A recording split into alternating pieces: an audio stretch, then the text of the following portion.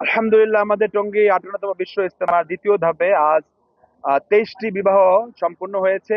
এ নিয়ে আমাদের দুই ধাপের হযরত উলামায়ে কেরামের তত্ত্বাবধানে শুরা আইনের অধীনে টঙ্গী 58তম বিশ্ব ইজতেমায় মোট ৮৬টি বিবাহ সম্পূর্ণ হলো।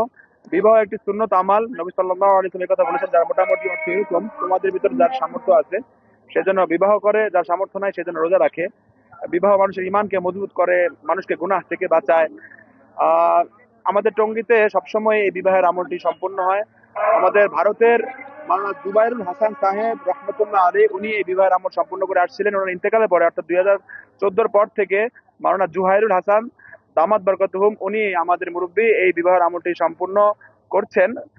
তো আমাদের এখানে আহ, মেয়ের পক্ষ থেকে মেয়ের অভিভাবক বা মেয়ের বাবা এজেন্ডা বা সম্মতি নিয়ে আসে, এবং ছেলের পক্ষ থেকে ছেলের অভিভাবক থাকে। অমুকের মেয়েকে এত টাকা দেন মোহরে আপনার নিকট বিবাহ প্রস্তাব দিলাম, ছেলে রাজি বলে, আলহামদুলিল্লাহ এভাবে বিয়ে হয়ে যায়। এরপরে বিয়ের পরে আমাদের আহ, আহ, যিনি বিয়ে পড়িয়েছেন উনি খুতবা পড়েন এবং ওনাদের জন্য দোয়া করেন, এবং আহ, ছেলেদের পক্ষ থেকে সুন্নত হিসেবে খেজুর ছিটানো হয়।